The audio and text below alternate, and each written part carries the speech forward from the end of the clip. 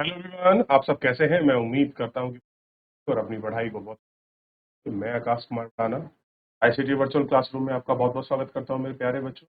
जैसा आपको पता है मेरे प्यारे बच्चों, बेसिकली हमारी 11वीं क्लास है और 11वीं क्लास में हम देखते हैं भारतीय अर्थव्यवस्था क्लियर है। और इसी में एक चैप्टर में आपको पढ़ा चुका हूँ, भारतीय अर्थव्यवस्था की पूर्व संधि। हमने ये पहले चैप्टर में पढ़ने का प्रयास किया कि हमारी भारतीय अर्थव्यवस्था कैसी थी, और अब हम दूसरे चैप्टर की तरफ आपका बढ़ रहे हैं। जो भारतीय अर्थव्यवस्था है आजादी के बाद वो क्या स्थिति है। तो देखिए, भारतीय अर्थव्यवस्था और हम पहलू जो पढ़ेंगे तो आपको पता होना चाहिए। वो पहलू है हमारा 1950 से लेकर 1990 के बीच।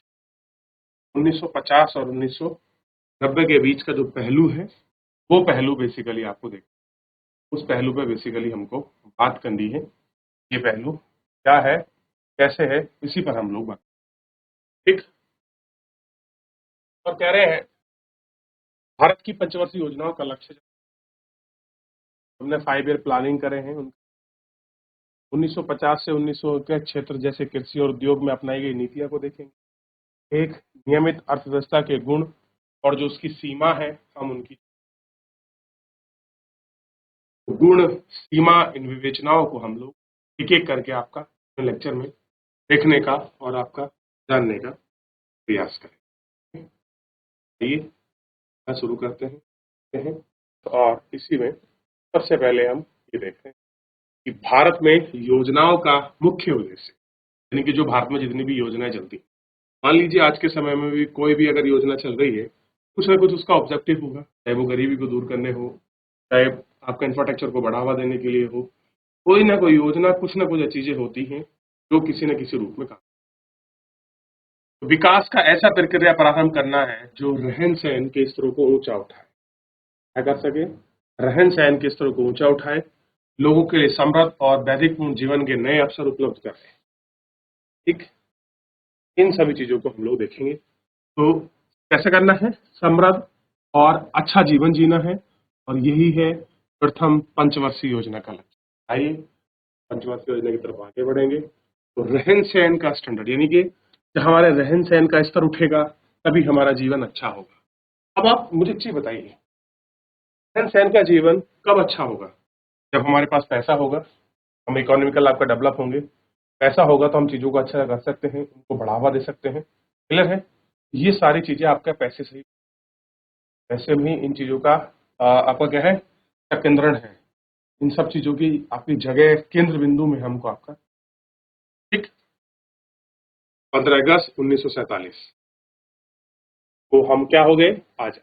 ये दिन तो मुझे लगे है कि जो हर बच्चा है भारतीय, 15 अगस्त 1947 के दिन भारत में स्वतंत्रता का एक नया प्रभात उदित हुआ। प्रभात मतलब नया सवेरा हुआ। अंत 200 वर्ष, ध्यान देखिए बहुत लंबा समय होता है। 200 वर्षों के ब्रिटिश शासन के बाद अब हम अपने भाग्य के विधाता बनने जा रहे हैं। इस शब्द का मतलब बताइए कि हम अपने भाग्य विधाता बनने जा रहे हैं, क्या मतलब है इसका?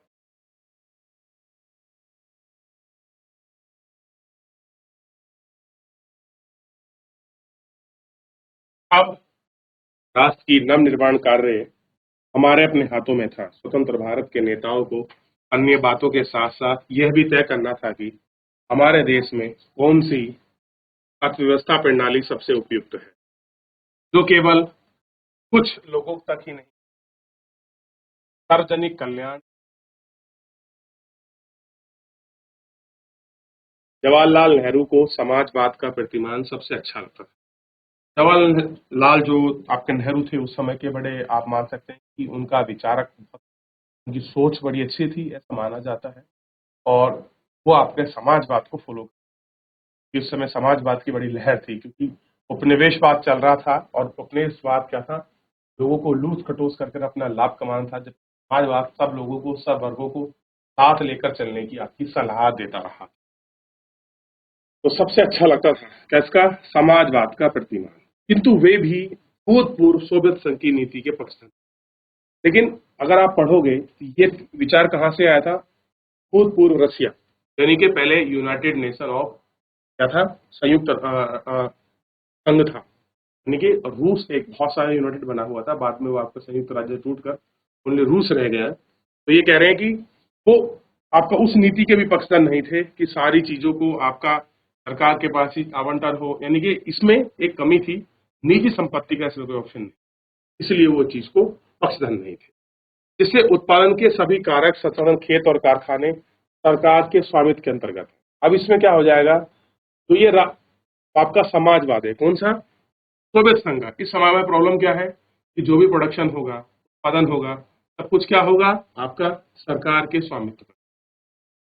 कोई निजी संपत्ति नहीं थी, यानी कि इसमें निजी संपत्ति का कोई स्थान नहीं। लोकतांत्रिक के प्रतिवचन में भारत जैसे देश में सरकार के पूर्व सोवियत संघ की तरह ही नागरिकों को भू स्वामित्व, प्रतिमान तथा अन्य संपत्तियों को परिवर्तित कर पाना संभव कैसा था? इन सब चीजों को आपका संभव नहीं। नेहरू तथा स्वतंत्र भारत के अनेक नेताओं और चिंतकों ने मिलकर नव स्वतंत्र भारत के लिए पूंजीवाद और समाजवाद के अति व्याख्या विकल्प की खोज की। कैसी की?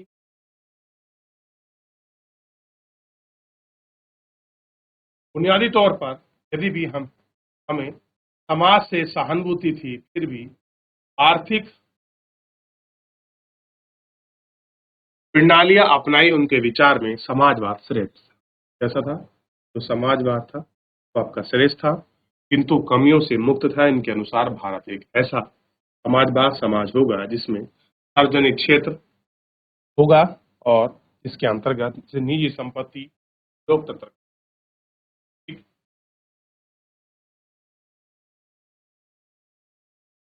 और सरकार अर्थव्यवस्था के लिए योजना बनाए।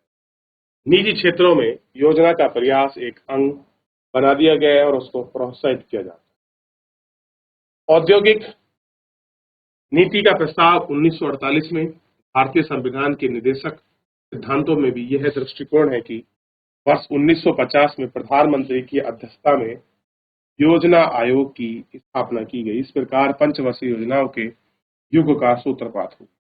कैसे हुआ? तो पंचवर्षीय योजना है, उन योजनाओं का आपका सूत्रपात जो है हमको देखने की। इनका जो बेसिकली जो पंचवर्षीय योजना,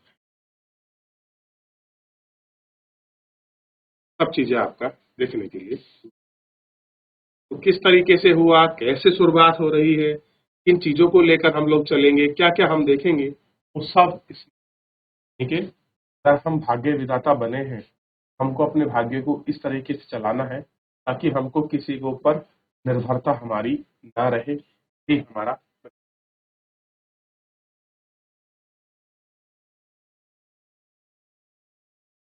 देख लिया आपने। चलिए ऊपर बढ़ जाइए।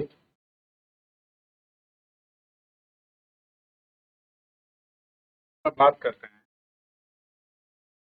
पंचवर्षीय योजनाओं का लक्ष्य। अगर हम 5 ईयर प्लानिंग कर रहे हैं, सबसे पहले देखिए 5 ईयर प्लानिंग का सिंपल सा मतलब कि हम लोग एक 5 साल की योजना चला, यानी कि 5 साल तक एक एक हम कोई मुद्दा उठाएंगे, कोई आपकी चीज को लेंगे, चाहे समृद्धि हो, चाहे ग्रोथ, चाहे बाप गरीब, सेल्फ डिपेंडेंसी हो, फूड में इन सब चीजों को लेकर हम लोग और 5 साल तक हम उस पर अपना पैसा लगाएंगे, फंडिंग करेंगे और हम उसको, जो हमें दिक्कत है, हम उसको दूर कर देंगे। ठीक। अब देखिए, किसी योजना में स्पष्ट निर्दिष्ट लक्ष्य होने चाहिए, यानी कोई आप प्लान कर रहे हैं, उस प्लानिंग में स्पष्ट उसका गोल होना चाहिए। पंचवर्षीय योजनाओं के लक्ष्य थे समृद्धि, आधुनिकीकरण, आत्मनिर्भरता, समानता। इसका अर्थ यह नहीं है कि प्रत्येक योजनाओं में लक्ष्य को एक समान महत्व दिया जाए।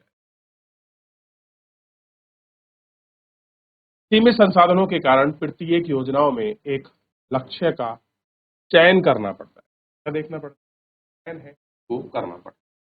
ठीक है, जिसको प्राथमिकता दी जानी है। हाँ, योजनाकारों को यह सुनिश्चित करना होता है कि जहां तक संभव हो चारों उद्देश्यों के अतिरिक्त अंतर्रोध ना हो। योजनाओं को इन लक्ष्यों के विषय में विस्तार से जानने, क्या चीज है, किस तरीके से है, उनका एक विस्तार पूर्वक चर्चा जो है होनी चाहिए।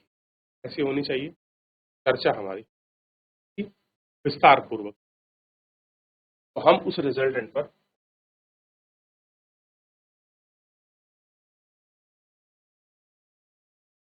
समृद्धि का अर्थ है देश में वस्तु और सेवा के उत्पादन की क्षमता में वृद्धि। अगर कोई आपसे पूछ रहा है ग्रोथ का मतलब क्या है, तो जो हमारा प्रोडक्शन है उसकी क्षमताओं में वृद्धि से ही हम इसको अंकित करते हैं। इसका अभिप्राय उत्पादक पूंजी के भंडार या परिवहन, बैंकिंग, सेवा सहायता, विस्तार, पूंजी का विस्तार, दक्षता में वृद्धि से है। अर्थशास्त्र की भाषा में आर्थिक समृद्धि का प्राथमिक सूचक सकल घरेलू है, जीडीपी है, में निरंतर वृद्धि है। जीडीपी एक वर्ष की अवधि में उत्पादित हुए, क्या कह रहे हैं, एक वर्ष की अवधि में उत्पादित हुए सभी अंतिम वस्तु और आपका सेवा का उत्पादन का बाजार मूल्य है। ठीक, आपने यह अवधारणा पढ़ी है। यदि जीडीपी को एक मान लिया जाए तो समृद्धि का अर्थ है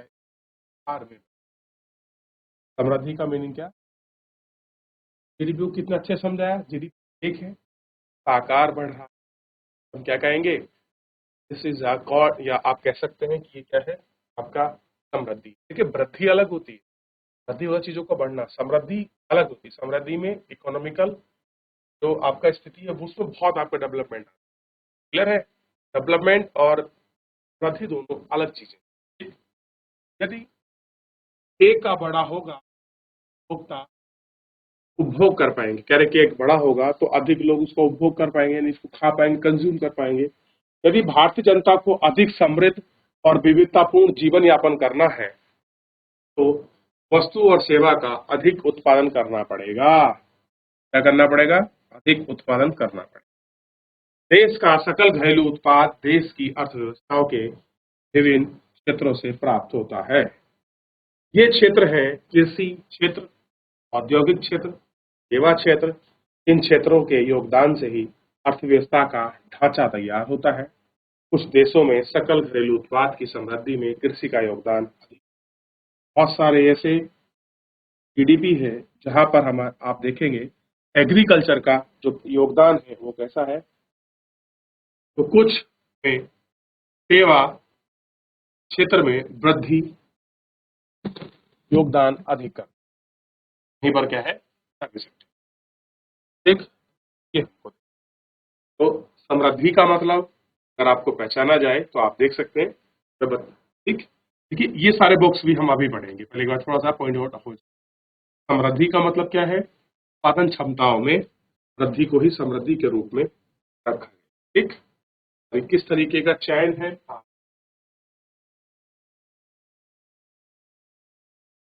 चलिए हो गया, आगे बढ़ते हैं। अब वृद्धि के बाद अगर मोस्ट इंपोर्टेंट चीज है, देखिए ग्रोथ तो है ही जरूरी, के बाद जरूरी था आधुनिकीकरण, मॉडर्नाइजेशन। और वस्तु और सेवाओं का उत्पादन बढ़ाने के लिए उत्पादकों को नई प्रौद्योगिकी नीति अपनानी पड़ी। उदाहरण के लिए किसान पुराने बीजों के स्थान पर नई बीजों का उपयोग कर खेती पैदावार बढ़ा सकते। उसी प्रकार फैक्ट्री नई मशीनों का प्रयोग करके उत्पादन बढ़ा सकती, नई प्रौद्योगिकी को अपनाकर आधुनिकीकरण है। अगर आपने नई प्रौद्योगिकी को अपनाया है वो क्या है, आधुनिकीकरण। ठीक, नई प्रौद्योगिकी को अपनाना है, मॉडर्नाइजेशन। आधुनिकीकरण केवल प्रौद्योगिकी के उपयोग तक सीमित, बल्कि इसका उद्देश्य सामाजिक में परिवर्तन, यह स्वीकार करना कि महिलाओं का अधिकतर अधिकार पुरुष के समान होना चाहिए। तो ये भी बात है कि जो महिला और पुरुष राइट्स हैं, आप फीमेल का राइट्स आपका मेल के राइट्स। परंपरागत समाज में नारियों का क्षेत्र मान लिया जाता है। पुराने समाजों में क्या था, जो घर की महिला है वो घर तक ही सीमित, क्योंकि घर को में ही उनकी सीमा को बाउंडेशन। आधुनिक समाज में नारी का घर से बाहर बैंक ऐसा करना ही समाज में अधिकांश समृद्धि। ठीक, तो ये है मॉडर्नाइजेशन। आधुनिकरण क्या है?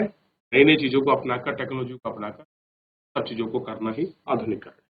तो इतना 2 पॉइंट को समझते हैं। आधुनिकरण हमें क्लियर हो गया और समृद्धि क्या होती है ये हमको क्लियर हो गया। क्लियर है? इनके साथ हमको 2 बॉक्स हमको, ठीक, इन 2 बॉक्सों को पढ़ना बहुत जरूरी है। क्यों पढ़ना जरूरी है? हमने समृद्धि को देख लिया और आधुनिकरण को देख लिया, ये फिलहाल आसान था, दोनों लिया। अब आपने प्रणालियों का प्रकार पढ़ा, हमने एक साम्यवादी व्यवस्था, हमने उपनिवेश की बात करी, कहीं पर कैपिटलिस्ट है, कहीं पर पूंजीवादी अर्थव्यवस्था है, तो कहीं पर साम्राज्यवादी। तो ही अर्थव्यवस्था का स्वरूप था और बहुत सारे देश जैसे भारत जैसे देशों ने पूंजीवादी और समाजवादी अर्थव्यवस्था को मिश्रित नीति अपनाई, उनको मिश्रित अर्थव्यवस्था। आइए देखते हैं। समाज में 30 प्रश्न के उत्तर देने होते हैं। क्या उत्तर देने होते हैं? ये चीज आप सेम 12th क्लास में पढ़ो। देश में किन वस्तु और सेवा का उत्पादन, किन चीजों का हमको उत्पादन करना, वस्तु और सेवाओं में किस प्रकार उत्पादित किया जाए, उत्पादित वस्तु और सेवाओं के विभिन्न व्यक्तियों के बीच किस प्रकार वितरण किया जाए, यानी सर्विंग गुड को हम किस प्रकार से डिस्ट्रीब्यूट करना है। ठीक, इन सभी प्रश्नों के उत्तर तो मांग और आपूर्ति क्या बाजार की शक्ति पर निर्भर करते हैं। कह रहे इन सभी प्रश्नों के अगर उत्तर देने हैं, डिमांड क्या है कि पूर्ति कैसे होगी और बाजार की शक्ति क्या है, इन्हीं पर इन चीजों का डिपेंडेंसी है, इन चीजों की डिपेंडेंट करता है। यही इसका मेन है। आप कहीं जाते हैं, कैसे पता लगेगा क्या प्रोडक्शन है, कितनी मांग कर रहे हैं, ठीक, इन सब चीजों को आपका। अब कह रहे हैं कि अर्थव्यवस्था में पूंजीवादी अर्थव्यवस्था भी कहते हैं। कह रहे हैं इसी अर्थव्यवस्था को बहुत क्या कहते हैं आपका? पूंजीवादी अर्थव्यवस्था। में उपभोग का उत्पादन होता है, की मांग में उत्पादित वस्तुएं की जाती हैं, देश के घरेलू और आपका विदेशी बाजारों में तय लाभ बेचा जाता है। यदि कारों की मांग है तो कारों का उत्पादन, यानी कि डिमांड और सप्लाई के ऊपर डिपेंड करता है। और डिमांड होगी तो तभी हम चीज, इन्हीं साइकिलों की मांग है तो साइकिलों का उत्पादन होगा। यदि श्रम पूंजी की अपेक्षा सस्ता है तो अधिक श्रम धन का प्रयोग होगा। यदि श्रम की अपेक्षा पूंजी सस्ती है तो उत्पादन में श्रम की प्रधानता और विधियों का प्रयास होगा। यदि श्रम का उपभोग पूंजी सस्ती है तो उत्पादन की पूंजी प्रधान का प्रयोग होगा। पूंजीवादी अर्थव्यवस्था में उत्पादित वस्तुओं के विभिन्न व्यक्तियों के बीच वितरण और आवश्यकता के अनुसार ही होता है। अधिकांश विभाजन इस आधार पर होता है कि व्यक्तियों का क्रय क्षमता कितनी है, वे कितनी वस्तु और सेवा को खरीदना चाहते हैं। अभिप्राय यह है कि खरीदने के लिए जेब में रुपए होने चाहिए। कम कीमत पर गरीबों के लिए घर आवश्यक है, किंतु इनकी गणना बाजार को ध्यान में रखते हुए की जानी चाहिए, नहीं की जाती, क्योंकि मांग के अनुसार गरीबों की क्रय शक्ति नहीं है। अगर हम डिमांड कर सकते तो गरीब है उनकी क्रय शक्ति नहीं है, चीजों को नहीं खरीद सकते। परिमाण स्वरूप इस वस्तु के उत्पादन और पूर्ति बाजार में आपके उसके अनुसार नहीं हो सकती। हमारे प्रथम प्रधानमंत्री पंडित जवाहरलाल नेहरू ने ऐसी व्यवस्था पसंद नहीं की, जो व्यवस्था के अपनाने से देश में अधिकांश लोगों की स्थिति सुधरने का अवसर ही ना मिले। अगर डिमांड अमीर लोग मांगेगा और गरीब की डिमांड बढ़ेगी नहीं तो क्या फायदा है ऐसी प्रणाली को अपनाकर। हमारा था कि सब लोगों को साथ लेकर चलें, अवसरों की समानता हो, सब बराबर चलें, गरीबी दूर हो। ठीक, अब कह रहे हैं कि समाज में ही इन 3 प्रश्नों के उत्तर आपका विभिन्न तरीकों से दे सकते हैं। अलग अलग तरीके हैं। समाजवाद में ही सरकार यह निर्णय लेना होता है कि समाज की आवश्यकता के अनुसार विभिन्न वस्तुओं का उत्पादन किया जाए और यह माना जाता है कि सरकार यह जानती है कि देश के लोगों का हित किस लिए है, क्योंकि लोग वैश्विक इच्छाओं का महत्व नहीं दिया गया है। सरकार को यह निर्णय किया जाता है कि वस्तु और सेवा के उत्पादन में वितरण में किया जाए। सिद्धांत यह मानता है कि समाज के वितरण में लोगों का आधार होता है, उनकी क्रय शक्ति के आधार पर। इनकी के विपरीत समाज राष्ट्र के सभी देशों के नागरिकों की स्वास्थ्य सुलभ कराता है। सामाजिक आपकी व्यवस्था की निजी संपत्ति का कोई महत्व नहीं। समाजवाद के राष्ट्र में आपके निजी संपत्ति का कोई महत्व नहीं है। प्रत्येक वस्तु का राज्य की है। उदाहरण के लिए चाइना देख लीजिए। तो चाइना और क्यूबा में अधिकतर आर्थिक गतिविधियां सामाजिक सिद्धांत द्वारा निर्देशित होती हैं। ठीक, अधिकांश अर्थव्यवस्थाएं मिश्रित अर्थव्यवस्थाएं हैं। अर्थव्यवस्था तथा बाजार के साथ ही 3 प्रश्नों के उत्तर देती है। क्या उत्पादन किया जाए, किस प्रकार उत्पादन किया जाए, किस प्रकार उनका वितरण किया जाए। मिश्रित अर्थव्यवस्था में बाजार वस्तु और सेवा को सुलभ करता है जिनका वह अच्छा उत्पादन कर सकता है। सरकार उन आवश्यकताओं और वस्तुओं का सुलभ करती है और उन्हें बाजार में विफलता का। ठीक, ये सारी चीजें देखती है किस प्रकार उत्पादन होगा, कैसे कुछ होगा, इन सब चीजों पर ये आपका बात की जाती है और इन्हीं को हम देखते हैं प्रोडक्शन क्या और कैसे। ठीक, और यही सुलभता। क्लियर है बच्चों? तो फिलहाल आज के चैप्टर में इतना ही समाप्त हो रहा है। अगली कक्षाएं हैं, एक बार घर जाकर पढ़िए, थोड़ा आपको समझ आएगा कि अभी अजीब लगेगा आपको अर्थव्यवस्था क्या है, उसको समझना बेसिक्स में समझ चुके हैं। मिश्रित अर्थव्यवस्था क्या है, साम्यवादी क्या है, एक बार पढ़िए। मैं कल आपका और अच्छे से और आपको समझाने का प्रयास करूंगा। फिलहाल आज के लिए